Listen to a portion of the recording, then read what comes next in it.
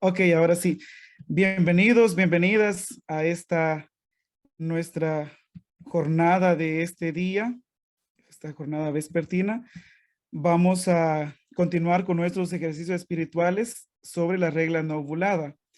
Y hemos tratado el tema del seguimiento de Cristo, que Francisco lo pone desde el capítulo 1 de la regla, ¿no? Hemos conocido también un poco la historia, cómo se fue conformando la regla y el capítulo 1 que contendría el texto más antiguo de la inspiración, de la intuición de Francisco de Asís, aquello que Dios le reveló.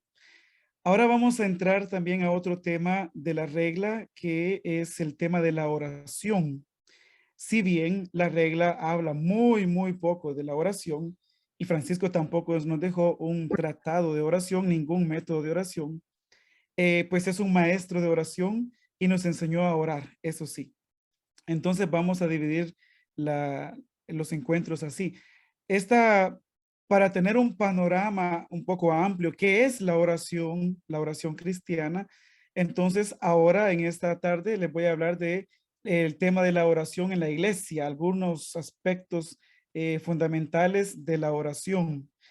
Y la próxima sesión será de Francisco y la oración. Ahí sí entraremos propiamente en el ámbito franciscano. Entonces, pero tenemos que teológicamente contextualizar un poco el tema de la oración. Entonces, ahora, hoy no voy a hablar de Francisco, pero sí voy a hablar del tema de la oración en la iglesia. Entonces, cómo lo que significa para nosotros la oración. Hay un texto muy precioso que es del Evangelio de Mateo, que también está presente en los demás sinópticos. Y dice Jesús en este evangelio, cuando ustedes hagan oración, no sean como los hipócritas, a quienes les gusta orar de pie en las sinagogas y en las esquinas de las plazas, para que los vea la gente. Yo les aseguro que ya recibieron su recompensa. Tú, en cambio, cuando vayas a orar, entra en tu cuarto, cierra la puerta y ora ante tu Padre que está allí en lo secreto. Y tu Padre que ve lo secreto te recompensará. Evangelio de Mateo, capítulo 6. La oración que nos habla entonces significa que esta oración tiene que ser una oración humilde, no una oración para llamar la atención, no una oración, ve aquí, si se nos sale lo franciscano, diríamos, no una oración para recibir gloria y honor nosotros, para decir, puchica, estos hermanos sí son valiosos porque cómo oran. No, eso sería hasta peligroso, ¿no? Porque estaríamos utilizando el nombre de Dios o estaríamos utilizando la oración para sacar provecho nuestro. Eso no va. Entonces la oración del cristiano debe ser una oración humilde, sin pretensiones ante Dios. La pretensión, hermanos, nunca ha sido un valor evangélico. Incluso el mismo Francisco habla de eso, ¿no? Cuando le escribe una carta a un ministro, eh, le dice, y no pretendas que los demás sean mejores cristianos. Interesante, ¿no? Porque pareciera que esto es lo que queremos de todos, pero la pretensión no es un valor evangélico, porque ahí puede salirse el ego, puede salirse el orgullo y todo esto, ¿no? Entonces la oración del cristiano es una oración sin pretensiones, es una oración humilde, sin vanagloriarse ante los hombres. No hagan como esos hipócritas, dice Jesús. Ha de ser más una oración del corazón y no tanto de los labios, porque una oración de los labios no tiene ningún valor prácticamente, ¿no? Mientras que aquella oración que nace del profundo de la persona es una oración que nace del corazón. Cuando hablamos en espiritualidad de la oración del corazón, estamos hablando de la oración de lo más profundo de la persona, o sea, no es del órgano vital, ¿no? Que bombea la sangre. No, no es un puesto físico, sino lo más profundo de la persona, de aquel lugar desde donde nace la alabanza para Dios, del lugar desde donde nosotros tomamos las decisiones y también desde el lugar donde se maldice, desde el lugar donde nace también la maldad, ¿no? De ese lugar. Y por eso es que eso es lo que hay que convertir. Por eso es que dice Jesús que lo que entra no es lo que hace daño, sino lo que sale, porque eso sale del corazón. Significa, sale de lo más profundo que tiene y que es la persona. Entonces, desde ese profundo debe salir también nuestra oración, la oración nacida del corazón y no pues una oración de labios solamente. Debe ser la oración del cristiano una oración confiada ante la voluntad del Padre. Y también debe ser insistente. Jesús invita a confiar en el Padre, pero también a ser insistente y pone muchos ejemplos, ¿no? Como aquel que toca la puerta de noche y le dice, es que tengo hambre, dame de comer. Y le dice, no, es que ya estamos acostados y además yo no sé quién eres, puede ser peligroso. No. Y vuelve a tocar la puerta y le dice, es que mira, tengo hambre. Ve, Jesús dice, seguramente se va a levantar, no tanto dice por bondad, sino por la insistencia de la persona. Entonces, la oración del cristiano también debe ser insistente, como la viuda que pide que se le haga justicia, ¿no? Y el rey, dice Jesús, aunque sea injusto, le hará justicia por la insistencia de esta mujer. Una oración así será ciertamente oída por el Dios. Es la oración que se hace con fe y en el nombre de Jesús. Esa es una oración humilde, una oración en el silencio, como vimos en el Evangelio de Mateo. Una oración humilde, una oración en el silencio, pero también una oración confiada en Dios que escucha. Vamos a partir ahora de algunos conceptos. Vamos a poner aquí más o menos las bases, ¿no? Las bases que sean las justas. Y vamos a quitar aquellas columnas que no nos van a servir o aquellas columnas que se van a quebrar y nos van a romper todo el edificio. Entonces ahora vamos a hablar un poquito de aquello que no es oración cristiana. Puede ser que sea oración para otras religiones o qué sé yo, pero no es la oración cristiana porque no es la que hemos aprendido de Jesús. Y son, digamos, unas cuestiones equivocadas que a veces tenemos, ¿no? O podríamos decir la oración mal entendida, pues cuando no entendemos bien lo que es oración. Y lo primero es orar para contentar a Dios. Es que miren, hay que orar siempre, hermano, para que Dios esté contento, porque imagínense ustedes si Dios se llega a enojar con nosotros, ¿cómo nos iría, no? Eso no es una oración cristiana. Eso no es la oración de la confianza, ¿no? Del amor, la oración de la quietud. No, eso sería una oración pésima, siento yo, ¿no? Bueno, al menos para nosotros que somos cristianos, porque no conocemos de Jesús una oración así. Entonces, orar para contentar a Dios. Es como que si tenemos que darle algo al Señor para pagarle, no, mira, te vamos a pagar esto, pero por favor no te enojes con nosotros. No, eso no es oración cristiana, no es oración católica y mucho menos franciscana. Pero déjenme decirles que en un tiempo en la iglesia se hablaba de la oración del culto debido, digamos, del culto que tenemos que hacerlo porque si no Dios se enoja, ¿no?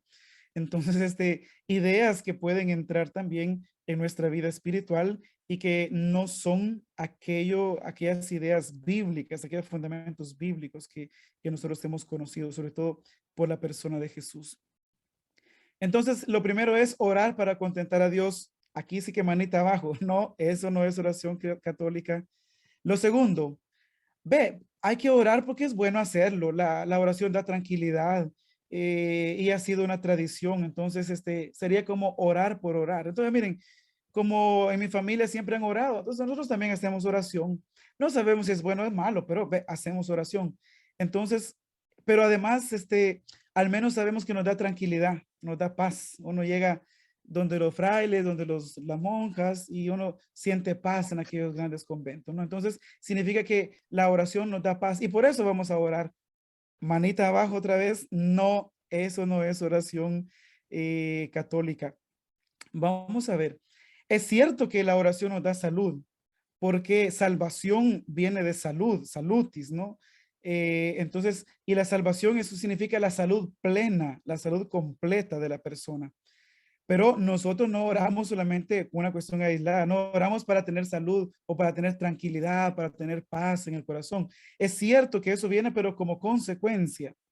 Es decir, la oración nuestra no es solamente para buscar paz, porque déjeme decirle que para eso no ocupamos ser creyentes. Hay tantos métodos de mindfulness, tanto métodos de oración oriental y todo eso, ¿no? Que ayudan para la persona, para la salud, pero no tiene nada que ver con Dios. La oración nuestra no es eso. Es decir, es posible que la oración nos lleve a un estado de tranquilidad del alma, pero aún así, no siempre, ¿no? Porque de hecho San Agustín dice, Señor, tú nos hiciste para estar contigo y nuestra alma está inquieta cada día, dice, porque no descansa, porque descansará cuando esté plenamente contigo. Eso significa pues que el ser humano que está lleno de deseos va siempre en búsqueda, ¿no? En búsqueda de Dios. Y no en búsqueda de la tranquilidad que me pueda dar la oración. No, eso decíamos que puede llegar, pero como una consecuencia. Pero no es esa nuestra motivación para orar. Eso significa que el tai chi y todo eso puede ser muy bueno, pero jamás será oración creyente. Al menos yo estoy hablando de lo que piensa la iglesia, ¿no? Entonces, para como terapia de relajación, pues será muy buena, pero no tiene nada que ver con la oración de la iglesia. Entonces, la primera dijimos, orar porque hay que contestar, hay que tener a Dios contento. No, eso no es una motivación católica. Orar para que nos dé tranquilidad y para estar en paz y para que, porque siempre se ha hecho. No, eso no es una motivación nuestra. Entonces, orar porque la oración hace convencer a Dios que nos haga el bien y que no nos haga el mal. Otra forma equivocada de dirigirnos a Dios. Ve, aquí no hay ninguno que piense así, seguro, ¿no? Pero uno puede escuchar, ¿no? En el pueblo de Dios, incluso no puede escuchar estas afirmaciones. Entonces, Dios es peligroso que no vaya a hacer el mal. Entonces, hay que convencerlo. Y por eso nos arrodillamos para que nos mire de rodillas, para lograr convencerlo de que nos haga el bien. Ve, no sería el Dios bueno que conoció San Francisco, nada que ver, ¿no? Entonces, no es esta una oración cristiana. Ok, no quiero confundir, solamente estoy diciendo lo que para nosotros no es la oración del creyente, no es una oración católica. Entonces, no es para convencer a Dios que nos haga el bien, no es orar por orar, porque siempre se ha hecho, no. Y tampoco es porque tenemos que pagarle algo a Dios, es como darle algo para tenerlo contento con nosotros. No, eso no es oración católica, al menos les puedo argumentar que no es lo que piensa la iglesia. Ahora veamos que sí es oración. Y nosotros aquí nos vamos a agarrar de una columna segura. Nos vamos a agarrar de Jesús, porque Jesús es el modelo de toda oración cristiana. Para nosotros es Jesús el modelo de la oración, pues, que es la oración de Jesús. En Jesús es una característica fundamental la oración. Miren, Jesús cuando va a tener momentos decisivos, Jesús siempre acude a la oración. Jesús oraba en las mañanas, oraba en la tarde, oraba cuando despedía a aquel montón de gente que lo seguía. Prácticamente en sus momentos libres siempre era oración, aparte de aquellos momentos fuertes en los cuales él tomaba una decisión. Ora ante cada acción determinante para su vida. Por ejemplo, en el bautismo, Jesús está en oración, es un momento de oración. En la transfiguración es cuando Jesús subió a la montaña para hacer oración. En el Getsemaní, ¿no? Cuando antes de ser de ser llevado para el juicio, antes de ser apresado, Jesús ora ahí. Esa es la oración más dura quizá para Jesús, donde se dice que llora sangre incluso, ¿no? Suda sangre, perdón. En la misma cruz, ¿no? Es una oración, Padre mío, ¿por qué me has abandonado? La oración de súplica de Jesús, el grito de Jesús en la cruz, es en medio de un contexto de oración. Antes de elegir a los 12 apóstoles, Jesús se pone primero en oración. Entonces la oración es fundamental en la vida de Jesús. Antes de la confesión de Pedro en Cesarea de Filipo, Jesús está en oración. Antes de hacer los milagros, Jesús se pone en oración. En la cena antes de la pasión, Jesús está en oración. Diferentes momentos de la vida de Jesús en los cuales nosotros tenemos testimonio de que Jesús hace oración. Algunas características de la oración de Jesús. Ve, la primera es que siempre se dirige a Dios como Abba, es decir, como el Padre. Este término para nosotros es un poco intraducible porque decir Abba solamente lo puede decir el hijo en relación a su papá. O sea, no puedo decirle Abba al padre de mis amigos. No, eso no sería el Abba. Algunas traducciones han probado traducirlo como papito. pero no, no es eso exactamente el sentido según los especialistas, ¿no? Porque Abba conlleva la ternura de un padre. Entonces solamente el hijo le puede decir Abba a Dios, digo, a su papá, ¿no? Alguien que no es su hijo no le puede decir Abba nunca, porque es la relación de ternura que hay entre el hijo y su papá. Es lo que expresa también esta relación Abba. Ahora entienden ustedes por qué Jesús se metió tantos líos cuando se refería a Dios como Abba, como el Padre. Dice, ¿quién eres tú, blasfemo, para decirle así al Padre? Porque en la oración bíblica nunca se refiere a Dios como el Padre. En el Antiguo Testamento, ciertamente, ¿no? Entonces, el término Abba es usado por los hijos para referirse únicamente al Padre, pero no es usado nunca en la oración para invocar a Dios, excepto en el caso de Jesús, no en el Nuevo Testamento. La oración de Jesús es en condición de hijo, por eso es que él se refiere como Padre, porque él es hijo. Es la oración del hijo y también del servidor, del que se pone al servicio del reino de Dios. Es el que se quita el manto para lavarle los pies a sus discípulos. Entonces, es un hijo, pero es un hijo siervo también. Es un hijo que se pone al servicio de Dios. Entonces, la primera característica de la oración de Jesús es que llama Padre a Dios. La segunda es que es una oración ante el Padre, pero obediente. Y vemos que Jesús dice, no, pero que no sea lo que yo quiero, sino lo que quieres tú. Eso sobre todo se recuerdan ustedes, ¿no? La oración de Getsemaní. Padre, aparta de mí este cáliz si es posible, pero que no se haga lo que yo quiero, sino que se haga tu voluntad, lo que tú quieres. Entonces la obediencia de Jesús manifestada en la oración, en su oración. Otra característica es que la oración de Jesús brota de lo profundo de su ser. Entonces no es una oración como un episodio nada más de su vida, más bien es la vida del maestro, es toda su vida que es oración, ¿no? Es toda su vida que nace, pues, su relación con el Padre nace de lo más profundo de su ser. Es una dimensión constante y esencial. Entonces no es una cuestión esporádica la oración de Jesús, sino que más bien es constante y es esencial para su vida. Esta es la oración de Jesús. La oración de Jesús también nace del encuentro y de la meditación con la palabra de Dios. Recuerden ustedes, ¿no? Que a los discípulos de Maús, mientras iban de camino, Cristo resucitado les explica las escrituras. Dice que empezando por los profetas, o sea, es alguien que conoce la palabra de Dios, conoce las sagradas escrituras, porque vive meditando la palabra de Dios. Entonces, el lugar que tiene en la persona de Jesús, la palabra de Dios es incondicional, es una cosa ciertamente esencial en su vida. No es extraño encontrar entonces en las palabras de Jesús reminiscencias de la Sagrada Escritura. Entonces, de repente Jesús está hablando y de repente es una cita que está haciendo de un profeta, una cosa así, ¿no? Está hablando, pero el lenguaje es bíblico. ¿Por qué? Porque él conoce la Sagrada Escritura, conoce la palabra del Padre, conoce la revelación. Entonces, la oración de Jesús también es revelación que nos revela al Padre porque Él conoce al Padre. De hecho, Él mismo lo dice, ¿no? El Padre me conoce a mí y yo conozco al Padre. Muy bien, otro punto. Es una oración de bendición y de alabanza. Padre, dice Jesús, te bendigo porque me has escuchado. Yo sé, Padre, yo ya sabía que tú siempre me escuchas. Yo te bendigo y te alabo. Es decir, no se atribuye a sí mismo la alabanza, sino que la restituye pues al Padre. Padre, yo te bendigo, yo te alabo. Sobre todo en el contexto también de la resurrección de Lázaro, ¿no? Cuando Jesús agradece al Padre por haberle escuchado, porque cuando Lázaro revive de entre los muertos.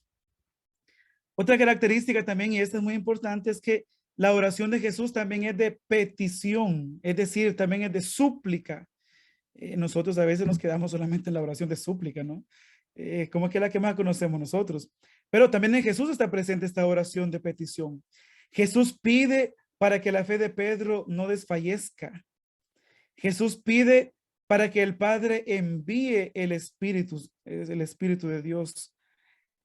Él ora por el perdón de los que lo crucifican. dice, Padre, perdónalos porque no saben lo que hacen, ¿no? En momentos tan duros y tan difíciles, él suplica al Padre, en este caso, el perdón para sus verdugos. Y ve, la gran oración sacerdotal de Jesús, ¿no? De Juan 17, que dice, Padre, tú me los diste, yo los cuidé y ahora te los entrego a ti porque yo vuelvo a ti. Ellos no son del mundo, están en el mundo, pero no son del mundo. Tú me los diste, yo los cuidé. No se perdió nadie, excepto aquel que se tenía que perder. Es una oración muy preciosa de Jesús, de petición. Él pide al Padre que no se olvide de aquellos, los discípulos, de aquellos, los seguidores que el mismo Padre le había dado. Y luego tenemos la oración de en Getsemaní, que es la oración más humana y quizá la más dramática de parte de Jesús. Los verbos que él utiliza ahí en esa oración, ¿no? Indican espanto, angustia, tristeza, ¿no? Es cuando incluso le llega esa tentación de echarse para atrás, ¿no? Ante el sufrimiento que le esperaba. Y él dice, Padre, aparte de mí este cáliz. Él le pide, él dice, me muero de tristeza, dice, quédense aquí y velen conmigo. Se recuerda, ¿no? Y que los discípulos no velaron, y regresa y dice, pero ni siquiera una hora pudieron velar conmigo, ¿no? Entonces, esa cuestión, pero es la oración de Jesús, una oración incluso tan dura y tan difícil, pero que en medio de esa oración también encuentra un consuelo. El ángel que baja y está con él en nombre de Dios, lo consuela, no le quitó el sufrimiento, pero lo consuela. Entonces experimenta también el consuelo de Dios en medio de tanta angustia que le lleva incluso a sudar sangre en ese momento difícil. Entonces, también es una oración pues de petición, la oración de Jesús. Muy bien.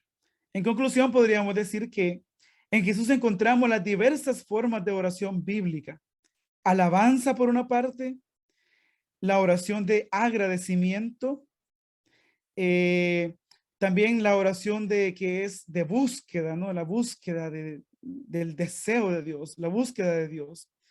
La oración de la búsqueda de la voluntad de Dios, que se haga tu voluntad y no la mía. La oración de petición y súplica, como hemos visto, ¿no?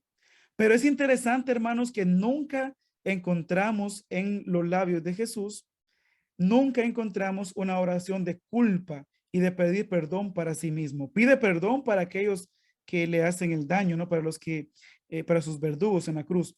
Pero para sí mismo nunca pide perdón. ¿Por qué?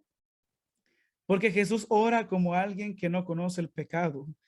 San Pablo dice, ¿no? Que en todo fue igual que nosotros, excepto en el pecado. No encontramos nunca a Jesús pidiéndole perdón por sus pecados, sí, pidiendo perdón al Padre por sus propios pecados. No, David en los Salmos, sí, Salmo 50, ¿no? Misericordia, Dios mío, por tu bondad, por tu inmensa compasión, ten misericordia de mí, ¿no? Porque he pecado contra ti. Entonces, una oración de súplica, de pedir perdón por los pecados. Jesús no, porque Jesús no conoce el pecado. Entonces, esta dimensión no aparece en la oración de Jesús en ningún momento.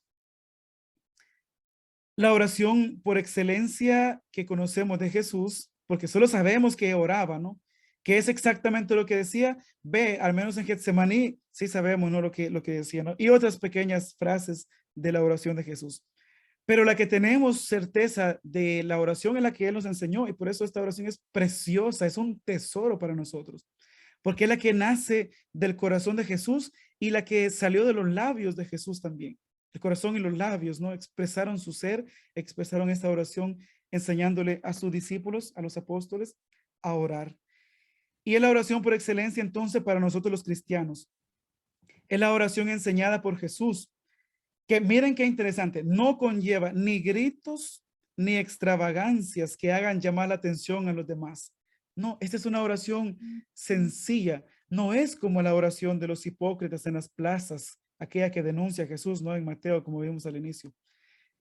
No, esta es una oración humilde, es una oración confiada, es una oración sencilla que nos pone en relación con Dios. La Eucaristía y los sacramentos también obviamente son una oración preciosa, ¿no? Es más, decimos que la Eucaristía es el culmen de nuestra vida cristiana y es aquella, los sacramentos son los que nos van alimentando, nos van animando en nuestra vida cristiana. La Eucaristía es por ejemplo, el alimento de la vida espiritual. ¿Por qué? Porque es la oración de la iglesia y es la oración de Jesús.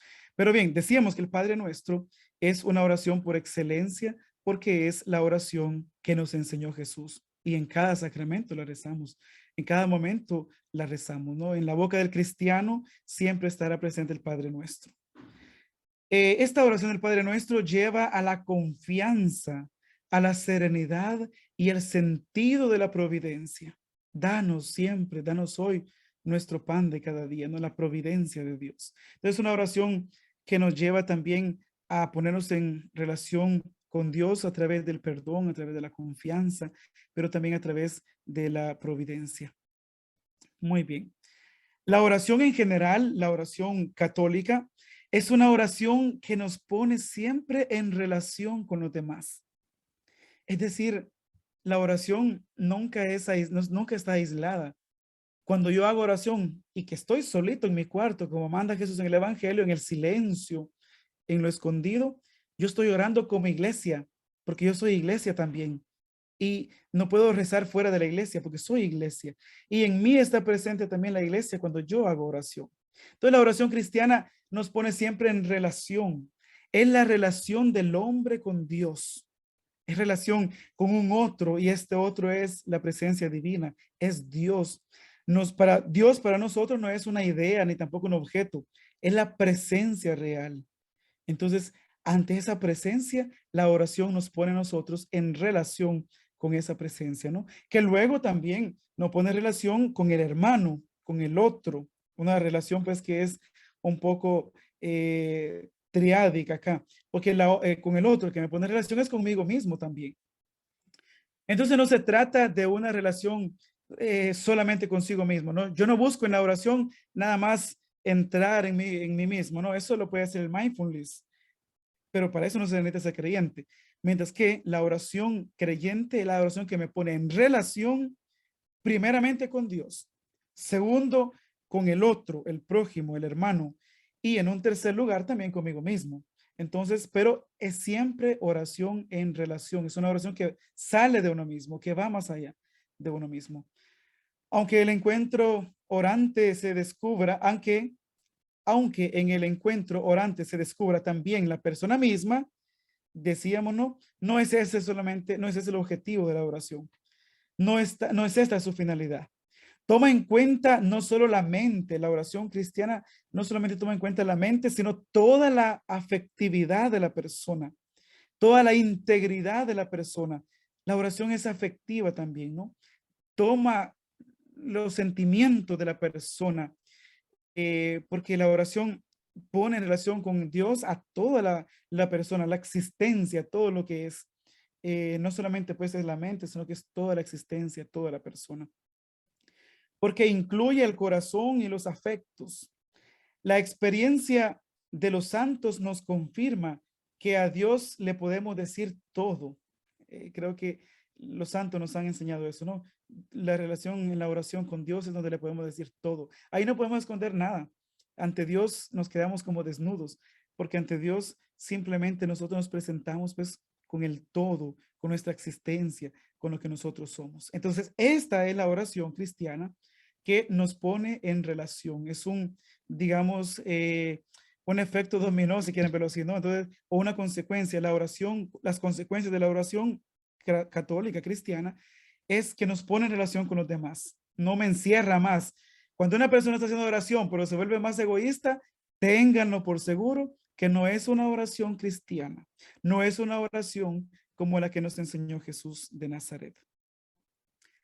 Entonces la oración también es comunitaria, porque si nos pone en relación, quiere decir que la oración nos lleva a crear comunidad.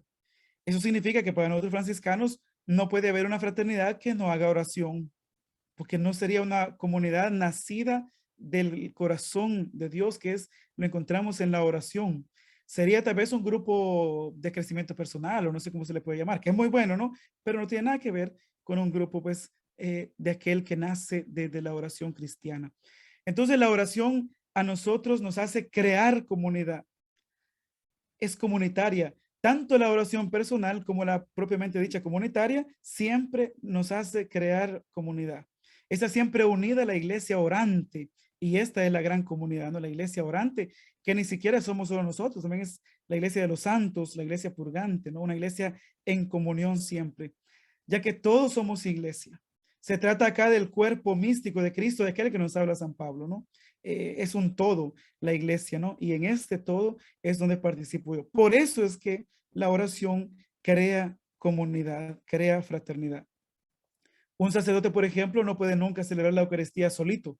No, la puede celebrar sin la presencia de fieles, pero solito no, porque la celebra con la iglesia, porque no la puede celebrar fuera de la iglesia, porque el sacerdocio ya pertenece a la iglesia y por eso él simplemente ha recibido un don, el cual la iglesia se lo podría quitar porque le pertenece a la iglesia, ¿no? A toda la comunidad. Entonces, el sacerdocio incluso no tiene sentido si no está en relación con la comunidad, con la iglesia. Entonces, es bonito esto, ¿no? Porque la oración nos pone en relación a nosotros, primeramente con Dios y luego también con los hermanos. Y la oración crea comunidad, entonces. Ok. Y un punto más, la oración lleva a la persona a la caridad. Miren, yo no he conocido santo que haga tantísima oración y que cada día se vaya volviendo más duro, más cerrado, más egoísta. Imposible. ¿Por qué? Porque una característica de la oración nuestra, de la iglesia, es que la oración nos lleva a la caridad, nos pone y nos lleva al servicio. Ve, el mismo Jesús hace que nos dio testimonio de caridad y de ponerse al servicio de los demás, ¿no? Francisco fue esta imagen la que vio en Cristo para llamar menores a sus frailes. La imagen del siervo, de Cristo siervo, de Cristo que se pone a servir a los demás. Entonces, pero este servicio tiene sentido y nace de la oración que lleva a la caridad. Entonces, también la oración nos lleva a la responsabilidad, al empeño, pues, comunitario, al empeño incluso en nuestra conversión, a tomarla en serio. Es la oración la que nos lleva ahí. Pensemos, por ejemplo, la actividad de los profetas o la del mismo Jesús, que antes de emprender cualquier decisión importante, siempre acudían al encuentro con el Padre en la oración, y una oración que les llevaba a ellos a la caridad. Entonces, esta debe ser también la oración nuestra y máxime la oración nuestra franciscana, ¿no? Que por lo que conocemos de Francisco, la caridad, porque Francisco ve en el otro a Cristo pobre, a Cristo sufriente. Hermanos, hermanas, Dios es Padre nuestro. Gracias a Jesús, también nosotros podemos llamar Padre a Dios. Le decía, ¿no? Que según los biblistas, según lo que nosotros también conocemos, ¿no? Lo que hemos leído del Antiguo Testamento, nunca encontramos a Dios referido como Padre. No, no, no, no, no parece. Es más, el nombre de Dios ni siquiera se puede mencionar. El tetragrama divino solamente lo menciona el sumo sacerdote una vez al año y en un momento específico que es para pedir perdón. Pero de ahí ni siquiera el nombre de Dios se puede mencionar. También nosotros, ¿no? Hay un decreto del Vaticano que dice, ¿no? Que por respeto también a los judíos y también por respeto a este nombre de Dios, que nosotros no digamos el nombre de Dios, sino que digamos el Señor. Al menos en la liturgia, cuando aparezca el nombre de Dios, que diga Dios, nosotros digamos el Señor, el Dominus, ¿no? El Señor. Pero bueno, eso es interesante, pues, porque solamente en Jesucristo es que nosotros también podemos llamar Padre a Dios. Primero porque Jesús dice Padre nuestro en la oración que nos enseñó. Pero ese nuestro tiene sentido porque en Jesús, al menos según el Evangelio de Juan, también nosotros fuimos llamados a ser hijos de Dios. Hijo, padre, ¿no? La relación filial. Por eso, hermanos, hermanas, cuando nosotros oremos con esta oración del Padre Nuestro, recordémonos que somos parte de esta familia grande de Dios, adoptándonos como hijos a nosotros por medio del sufrimiento de Cristo en la cruz, el padecimiento de Cristo en la cruz, por medio de la persona de Jesús. Sí, porque la persona no es un evento aislado que nos da la salvación, es la persona de Jesús. Y solamente en Él nosotros hemos sido llamados a ser hijos de Dios y también a poder decir Padre nuestro como el papá, como el Padre de Jesús. Entonces, gracias a Jesús, es que nosotros también podemos decir Padre nuestro. Una oración entonces que nos lleva a ser hijos, a sentirnos hijos del Padre, como lo es Jesús, hijos como Jesús. Muy bien, hermanos, esto es lo que quería compartirles yo como una especie de introducción general de lo que es la oración y lo que significa también para nosotros la oración. De modo pues que mucho con esto vamos a entender ahora también la oración de Francisco, la oración del pobrecillo de Asís, que es una oración confiada y es una oración también donde él encuentra consuelo. La mayoría de sus oraciones hablan de la consolación que recibe Francisco, ¿no? Eso lo vamos a ver en otro momento. Entonces, eso es lo que quería exponerles o compartir con ustedes en esta jornada.